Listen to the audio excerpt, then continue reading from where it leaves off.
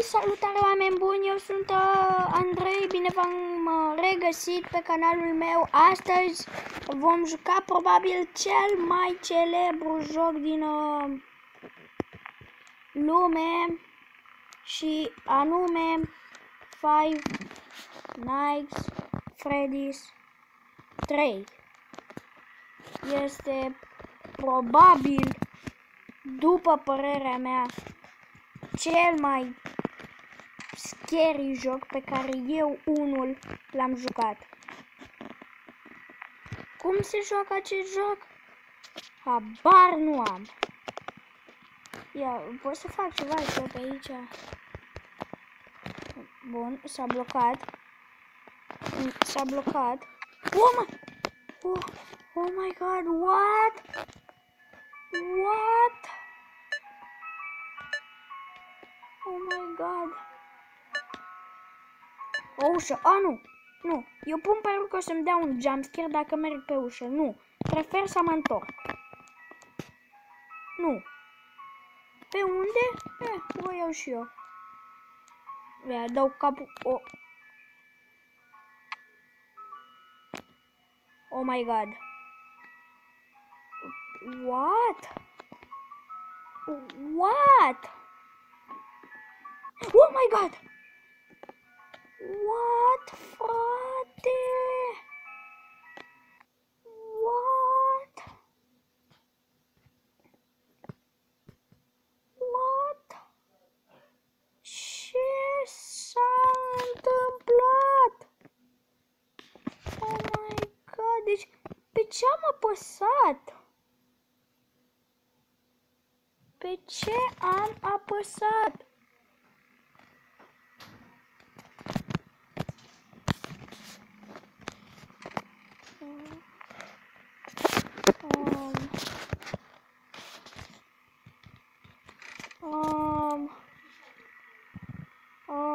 Da.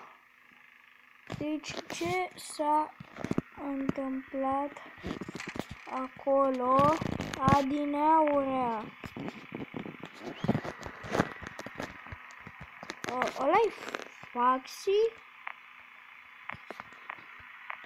You are Jack of Foxy? Oh my... Camera distrusă? Oh my...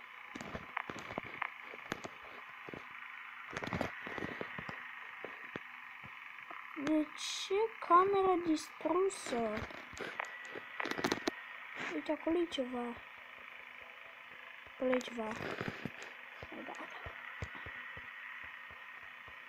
What? Vedeți acolo sus ceva? Seamănă cu Freddy din FNAF1. Ce se întâmplă în față? Ce se întâmplă în fața mea?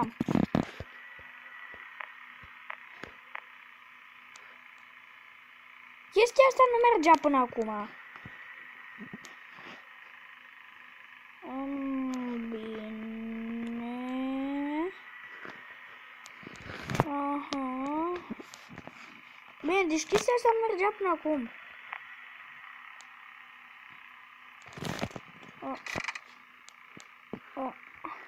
Ce? Frate, stai, eu nu mai înțeleg nimic. Eu nu mai înțeleg absolut nimic. Și ce sunt cu toiurile aici? Eu nu mai au fiore, nu mai înțeleg nimic. Ce se întâmplă?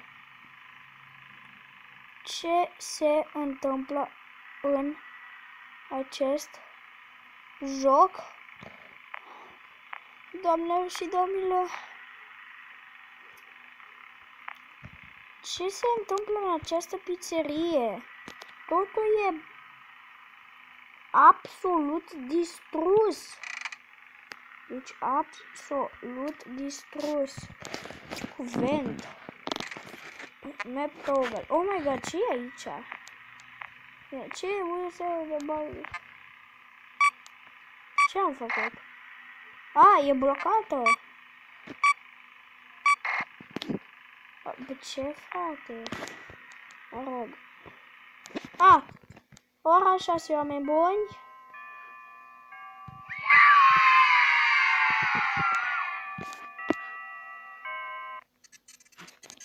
Da, și cam atât cu acest episod, oameni buni. Dacă v-a plăcut, nu uitați să apăsați butonul de like. Eu am fost Sebastian. Ne revedem data viitoare.